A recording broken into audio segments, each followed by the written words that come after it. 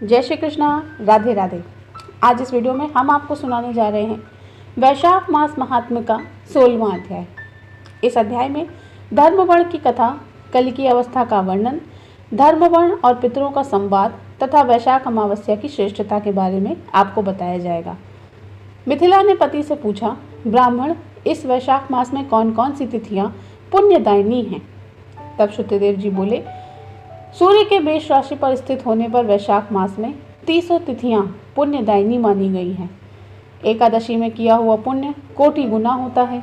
उसमें स्नान, दान, तपस्या, होम, देव पूजा, पुण्य कर्म तथा कथा का श्रवण किया जाए तो वह तत्काल मुक्ति देने वाला है। जो रोग आदि से ग्रस्त और दरिद्रता से पीड़ित हो, वह मनुष्य इस पुण्यमय कथा को सुनकर कृतकृत्य होता है। वैशाख मास मन से सेवन करने योग्य है, क्योंकि वह समय उत्तम गुणों से युक्त है। दरिद्र, पंगु, अंधा, नपुंसक, विधवा, साधारण स्त्री, पुरुष, बालक, युवा, वृद्ध तथा रोग से पीड़ित मनुष्य ही क्यों न हो, वैशाख मास का धर्म सबके लिए ही अत्यंत सुख साध्य है। परम पुण्यमय वैशाख मास में जब सूर्य मेष राशि में स्थित होता है, तब पाप नाशनी अमावस्या कोटि गया के समान फल देने वाली हो जाती है। राजन, जब पृथ्वी पर राजर्षि सावर्णी का शासन था, उस समय 30वें कलयुग के अंत में सभी धर्मों का लोप हो चुका था। उसी समय आनर्त देश में धर्मवर्ण नाम से विख्यात एक ब्राह्मण थे।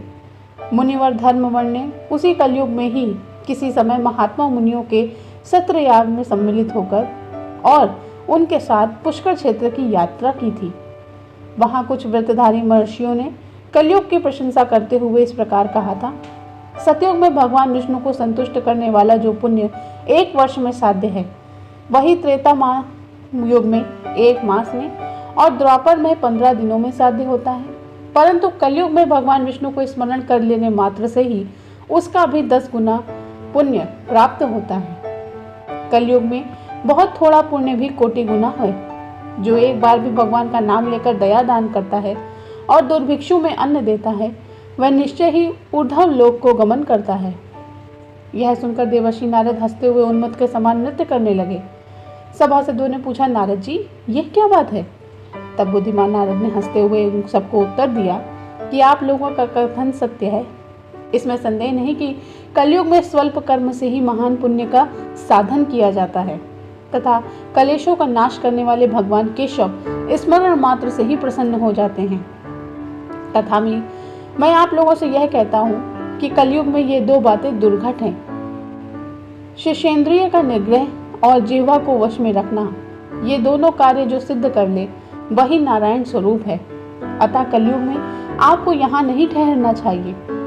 नारद जी की ये बात सुनकर उत्तम व्रत का पालन करने वाले महर्षि सहसा यज्ञ को समाप्त करके सुखपूर्वक चले गए। धर्मवर्ण ने भी वह बात सुनकर भूलोक को त्याग देने का विचार कर लिया। उन्होंने ब्रह्मचर्य व्रत धारण करके दंड और कमंडलू हाथ में लिया तथा जटा वक्कलधारी होकर वे कलयुग के अनाचारी पुरुषों को देखने के लिए घर छोड़कर चल दिए। उनके मन में बड़ा विस्मय हो रहा था। उन्होंने देखा, प्रायः मनुष्य पापाचार में प्रवृत्त हो बड़े भयंकर और दुष्ट हो गए हैं। ब्राह्मण पाखंडी हो गए हैं, शूद्र संन्यास धारण कर रहे हैं, पत्नी अपने पति से द्वेष रखती है, शिष्य गुरु से वैर करता है, सेवक स्वामी के और पिता पुत्र के घात लगाए हुए बैठा है, ब्राह्मण शुद्धव्रत और गौएं बकरियों के समान हो गए हैं। वेदों में गाथा की ही प्रधानता रह गई है। शुभ कर्म साधारण लौकिक कृत्यों के समान रह गए हैं। इनके प्रति किसी की कोई महत्व बुद्धि नहीं है।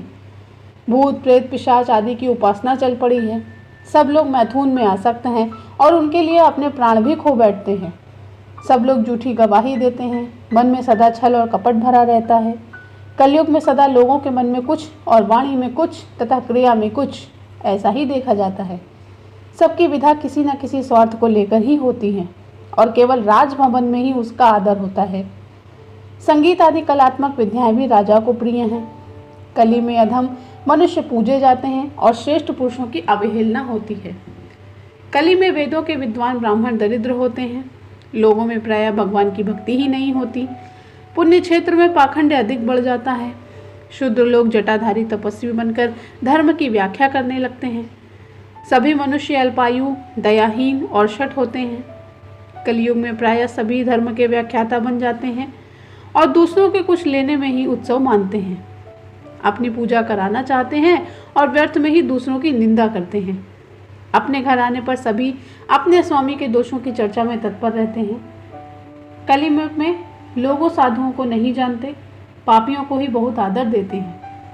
दुराग्रही लोगों को इतने दुराग्रही होते हैं कि साधु पुरुषों को एक दोष भी ढिंढोरा पीटते हैं और पापात्माओं के दोष समूहों को भी गुण देखकर बताते हैं। कलियुग में गुणहीन मनुष्य दूसरों के गुण ना देखकर उनके दोष ही ग्रहण करते हैं। जैसे पानी में रहने वाली जोंक प्राणियों के रक्त पीती है, जल नहीं पीती, उसी प्रकार जोंक के धर्म से संयुक्त हो मनुष्य दूसरों का रक्त चूसते हैं। औषधियाँ शक्तिहीन होती हैं, ऋतुओं में उलटफेर हो जाता है और सभी राष्ट्रों में अकाल पड़ता है। कन्या योग के समय में संतान उत्पत्ति नहीं करती।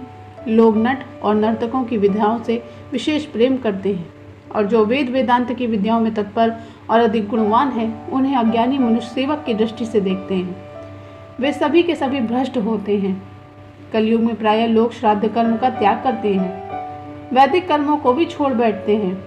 प्रायः जिह्वा पर भगवान विष्णु के नाम कभी नहीं लाते। लोग श्रृंगार रस में आनंद का अनुभव करते हैं और उसी के ही गीत गाते हैं।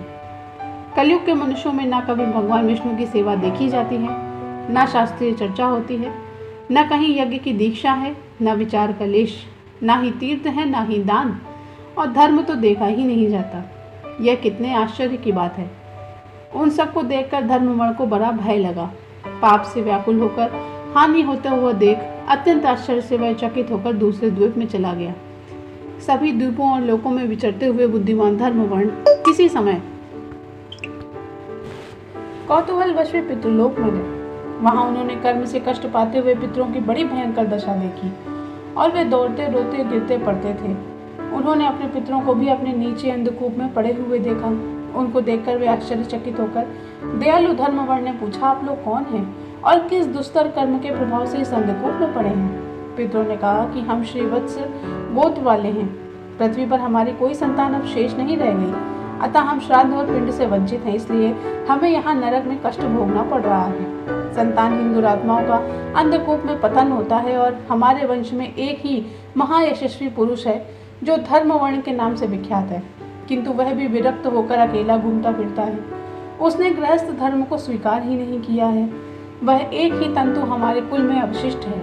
उसकी भी आयु क्षीण हो जाने पर हम लोग घोर अंधकूप में गिर पड़ेंगे, जहाँ से फिर निकलना हमारे लिए कठिन होगा। इसलिए तुम पृथ्वी पर जाकर धर्मवर्ण को समझाओ। हम लोग दया के पात्र हैं, हमारे वचनों को उसे बतलाओ। हमारी वंश रूपा दूर्वा को काल रूपी चूहा प्रतिदिन खा रहा है। क्रमशः सारे वंश का नाश हो गया है, एक वही शेष बचा है और वह भी जब मर जाएगा तब संतान परंपरा ना होने के कारण उसे भी अंधकूप में ही गिरना पड़ेगा।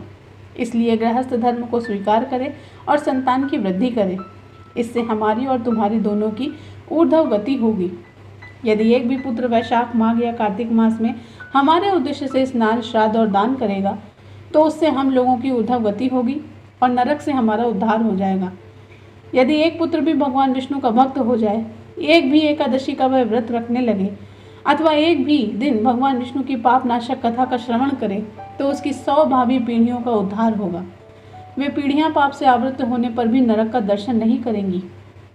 दया और धर्म से रहित उन बहुत से पुत्रों के जन्म से क्या लाभ, जो कुल में उत्पन्न होकर सर्वव्यापी भगवान नारायण को ही न पूजे।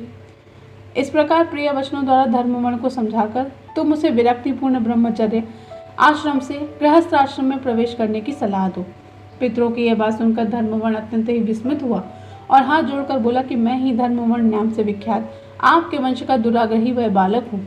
यज्ञ में महात्मा नारद जी का यह वचन सुनकर कि कलयुग में प्रायः कोई भी रसेंद्रिय और शिक्षणेन्द्रिय को दृढ़तापूर्वक संयम में नहीं रखता, मैं दुर्जनों की संगति से भयभीत हो अब तक दूसरे द्वीपों में घूमता रहा। इस कलयुग के 3 चरण बीत चुके हैं, अंतिम चरण में भी 3.5 भाग व्यतीत हो चुके हैं। मेरा जन्म व्यर्थ बीता है, क्योंकि जिस कुल में मैंने जन्म लिया उसके माता पिता के ऋण को भी मैंने नहीं चुकाया है। पृथ्वी के भारभूत उस शत्रुतुल्य पुत्र के उत्पन्न होने से क्या लाभ, जो पैदा होकर भगवान विष्णु और देवताओं तथा पितरों की पूजा न करे। मैं आप लोगों की आज्ञा का पालन करूंगा। मुझे बताइए कि पृथ्वी पर किस प्रकार मुझे कलयुग से और संसार से भी बाधा नहीं प्राप्त होगी। धर्मवर्ण की बात सुनकर पितरों के मन में कुछ आश्वासन मिला। वे बोले, बेटा तुम गृहस्थ आश्रम स्वीकार करके संतानोत्पत्ति के कारण हमारा उद्धार करो। जो भगवान विष्णु की कथा में अनुरक्त होते हैं, निरंतर श्री हरि का स्मरण करते हैं और सदाचार के पालन में तत्पर रहते हैं, उन्हें कलयुग बाधा नहीं पहुंचाता। मानव जिसके घर में शालिग्राम शिला अथवा महाभारत की पुस्तक हो, उन्हें भी कलयुग कभी बाधा नहीं दे सकता। जो वैशाख मास के धर्मों का पालन करता है, माघ मास में स्नान में तत्पर होता है और कार्तिक में दीप दान करता है, उसे भी कलयुग की बाधा कभी प्राप्त नहीं होती। जो प्रतिदिन महात्मा भगवान विष्णु की पापनाशक और मोक्षदायिनी दिव्य कथा सुनता है, जिसके घर में बलि वैश्व देव होता है, शुभकारिणी तुलसी स्थित होती है तथा जिसके आंगन में उत्तम गो रहती है, उसे भी कलयुग बाधा नहीं देता। अतः इस पापात्मक युग में भी तुम्हें कोई भय नहीं। बेटा शीघ्र पृथ्वी पर जाओ और इस समय विशाख मास चल रहा है। यह सबका उपकार करने वाला मास है। सूर्य के मेष राशि में स्थित होने पर 300 तिथियां पुण्यदायिनी हैं। एक एक तिथि में किया हुआ पुण्य कोटि कोटि गुना अधिक होता है और उसमें भी जो वैशाख की अमावस्या की तिथि है, वह मनुष्यों को मोक्ष देने वाली है। देवताओं और पितरों को वह बहुत प्रिय है। शीघ्र ही मोक्ष की प्राप्ति कराने वाले जो उस दिन पितरों के उद्देश्य से श्राद्ध करते हैं और जल से भरा हुआ गढ़ा और पिंड दान देते हैं, उन्हें अक्षय फल की प्राप्ति होती है। अतः महामते, तुम शीघ्र जाओ और जब अमावस्या हो तब कुंभ सहित श्राद्ध और पिंड का दान करना। सबका उपकार करने के लिए गृहस्थ धर्म का आश्रय लो। धर्म, अर्थ और काम से संतुष्ट हो, उत्तम संतान पाकर फिर मुनि व्रत से रहते हुए सुखपूर्वक दीपांतरों में विचरण करो। पितरों के इस प्रकार आदेश देने पर धर्मवर्ण मुनि शीघ्रतापूर्वक भूलोक में गए। वहां मेष राशि में सूर्य के स्थित होने पर वैशाख मास में प्रातःकाल स्नान करके देवताओं, ऋषियों और पितरों का तर्पण किया। फिर कुंभदान सहित पाप विनाशक श्राद्ध करके उसके द्वारा पितरों को पुनरावृत्ति रहित मुक्ति प्रदान करी। तत्पश्चात उन्होंने स्वयं विवाह करके उत्तम संतान को जन्म दिया और लोक में उस पापनाशनी अमावस्या तिथि को प्रसिद्ध किया। तदंतर वे भक्तिपूर्वक भगवान की आराधना करने के लिए हर्ष के साथ गंधमादन पर्वत पर चले गए। इसीलिए वैशाख मास की यह अमावस्या तिथि परम पवित्र मानी गई है। इति श्री वैशाख मास महात्म्य 16वां अध्याय समाप्त। दोस्तों, ये था वैशाख मास का 16वां अध्याय। चैनल पर बने रहिएगा। वैशाख मास के प्रतिदिन का अध्याय और इसी प्रकार हर त्यौहार की विशिष्ट जानकारी हम आपके लिए लाते रहेंगे। आशा करते हैं कि ये कथा आपको अच्छी लगी होगी। जय श्री कृष्णा।